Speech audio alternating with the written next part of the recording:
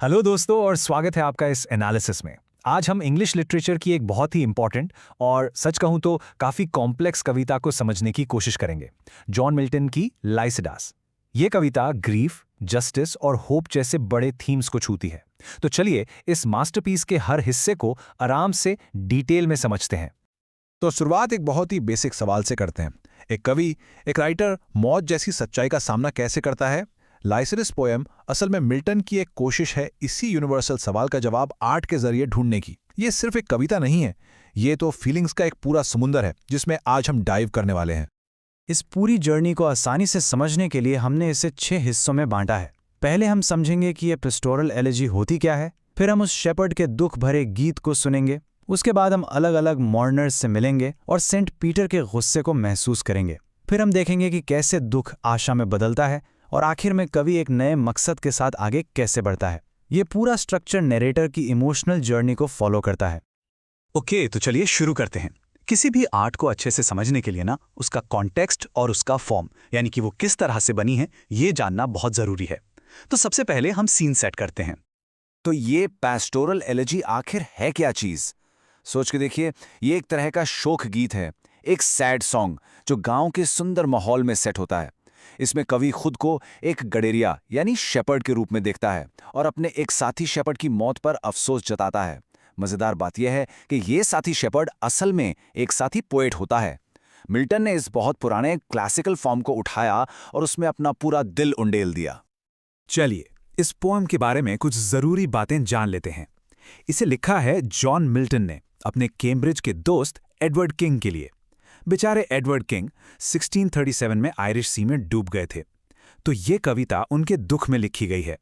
जैसा हमने देखा, ये एक पेस्टोरल एलेजी है और इसके मेन थीम्स हैं दुख, इंसाफ, उस वक्त का भ्रष्टाचार और आखिर में मुक्ति। ओके, अब जब हमें बैकग्राउंड पता चल गया है तो चलिए सीधे कविता के अंदर चलते हैं, देखते हैं कि इसकी शुरुआत कैसे होती है। यहाँ पर हमारा नैरेटर, जो कि एक शेपर्ड है, अपना शोक गीत शुरू करता है और उसका दुख एकदम कच्चा है, रॉ है। इन शुरुआती लाइंस में कवि कहता है कि मैं इन पेड़ों से कच्चे अधपके फल तोड़ने आया हूं। अब इसका मतलब क्या है? इसका मतलब यह है कि वो अभी इस दुख के बारे में लिखने के लिए तैयार नहीं है। उसको लग रहा है कि अभी समय नहीं हुआ है, उसका दुख अभी बहुत नया है, बिल्कुल हार्श एंड क्रूड। और फिर आती है ये line, for Lycidas is dead. Dead, यहां डेड शब्द को 2 बार बोला गया है। ये सिंपल सा रेपिटेशन उस शॉक और उस गहरे दुख को दिखाता है, जैसे नरेटर को अभी भी यकीन नहीं हो रहा है कि उसका जवान दोस्त लाइसिडस अब इस दुनिया में नहीं रहा। यहीं से पोएम का दुख भरा टोन सेट हो जाता है। इसके बाद नरेटर का जो पर्सनल दुख है वो और भी बड़ा हो जाता है। ऐसा होता है ना, जब कुछ बुरा होता है तो हम सिर्फ उस इंसान के लिए दुखी नहीं होते, हम जिंदगी, किस्मत, हर चीज पर सवाल उठाने लगते हैं। एग्जैक्टली यही यहां हो रहा है। ये एक बहुत ही फेमस लाइन है। यहाँ नरेटर निम्स से यानी प्रकृति की आत्माओं से सीधा सवाल कर रहा है, तुम लोग कहाँ थे जब वो बेरहम समुंदर मेरे दोस्त लाइसिडास को निगल रहा था? ये उसका गुस्सा है, उसकी बेबसी है। वो एक जवाब मांग रहा है, ये जानते हुए कि कोई जवाब नहीं मिलेगा। और यही है इस कविता का दिल, इसका सेंट्रल क्राइसिस। नरेटर सोचता है, यार अगर एक अच्छे नेक इंसान की लाइफ ऐसे अचानक रैंडमली खत्म हो सकती है तो फिर इतनी मेहनत करने का, नाम कमाने का, इन सब चीजों का क्या मतलब? क्या ये सब बेकार है? ये बहुत गहरा सवाल है ना। ओके, अब यहां से पोएम का गियर चेंज होता है। अब तक जो दुख पर्सनल था, अब वो एक पब्लिक गुस्से में बदल जाता है। ये पोएम का क्लाइमैक्स है, जहां मिल्टन उस टाइम के करप्ट चर्च पर एक जबरदस्त हमला करते हैं। और इस सीन में एंट्री होती है सेंट पीटर की। उन्हें पहचाना जाता है उनकी 2 भारी चाबियों से, जो स्वर्ग के दरवाजे की चाबियां हैं। ये चाबियां पावर और जिम्मेदारी का प्रतीक हैं। और सेंट पीटर, वो बहुत गुस्से में हैं। सेंट पीटर उस वक्त के करप्ट पादरियों को कहते हैं ब्लाइंड माउथ्स, यानी अंधे मुंह। सोचिए जरा, कितना पावरफुल मेटाफर है ये। ब्लाइंड, अंधे, क्योंकि वो लोगों को सही रास्ता नहीं दिखा सकते, और माउथ्स, सिर्फ मुंह, क्योंकि उन्हें बस अपना पेट भरने से, अपनी जेब भरने से मतलब है। यहां मिल्टन का गुस्सा साफ दिखाई देता है। तो यहाँ एकदम साफ कंपैरिजन है। एक तरफ है द गुड शेपर्ड, यानी एक अच्छा पादरी जो अपनी फ्लॉक यानी लोगों का ख्याल रखता है, और दूसरी तरफ हैं ये ब्लाइंड माउथ्स, जो अज्ञानी हैं, लालची हैं और सिर्फ अपने बारे में सोचते हैं। इस कंपैरिजन से मिल्टन का मैसेज एकदम क्रिस्टल क्लियर हो जाता है। इस गुस्से के तूफान के बाद कविता में अचानक एक मोड़ आता है। एकदम से सब कुछ बदल जाता है। इसे लिटरेरी टर्म्स में वोल्टा कहते हैं। मानो जैसे एक अंधेरी सुरंग के बाद अचानक रोशनी दिख गई हो। दुख से आशा की तरफ एक शिफ्ट। लेकिन इस आशा से ठीक पहले निराशा अपनी चरम सीमा पर है। नरेटर सोच रहा है कि लाइसिडस की बॉडी न जाने कहां समुंदर में होगी।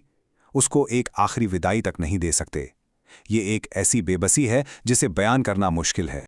और फिर अचानक ये आवाज आती है, एक स्वर्गीय आवाज, दुखी गडरियों, अब और मत रो, मत रो, क्योंकि तुम्हारा लाइसिडस मरा नहीं है। भले ही उसकी बॉडी पानी के नीचे है, उसकी आत्मा जिंदा है। यही है वो टर्न, वो आशा की पहली किरण। तो चलिए अब कविता के आखिरी हिस्से की तरफ चलते हैं और देखते हैं कि इस आशा की किरण को पकड़कर हमारा नैरेटर अपने दुख से कैसे निकलता है और उससे जिंदगी में एक नया मकसद कैसे मिलता है। अपने आखिरी विजन में नरेटर देखता है कि लाइसिडस डूबा नहीं है, बल्कि वो जीनियस ऑफ द शोर बन गया है। समुद्र तट का रक्षक, एक गार्डियन स्पिरिट जो दूसरे सेलर्स की रक्षा करेगा। तो देखिए, वो एक विक्टिम से एक प्रोटेक्टर बन गया है। यही क्रिश्चियन रेजरेक्शन का आइडिया है। और कविता की ये आखिरी 2 लाइंस लिसिदस के बारे में नहीं, ये खुद नरेटर के बारे में है। आखिरकार वो उठा और कल वो नए जंगलों और नई चरागाहों की तरफ जाएगा। इसका मतलब है कि उसने अपने दुख को प्रोसेस कर लिया है, उसने अपने आंसू पोंछ लिए हैं और अब वो आगे बढ़ने के लिए एक नई शुरुआत के लिए तैयार है। तो आखिर में हम कह सकते हैं कि ये कविता एक सफ़र है, एक सफ़र जो गहरी निराशा से शुरू होता है, गुस्से से गुजरता है और आखिर में आशा और एक नए मकसद पर आकर ख़त्म होता है। ये इस विश्वास को मजबूत करती है कि एक अच्छी ज़िंदगी भले ही छोटी क्यों ना हो, वो कभी बेकार नहीं जाती। तो मैं आपको इस एक सवाल के साथ छोड़कर जा रहा हूँ, क्या आर्ट, क्या क्रिएटिविटी सच में हमें ट्रेजेडी से डील करने में, उसमें मीनिंग ढूंढने में मदद कर सकती है? मिल्टन ने तो लगभग 400 साल पहले यही किया था। इस बारे में आप क्या सोचते हैं? नीचे कमेंट्स में ज़रूर बताइएगा। Subscribe for more such videos.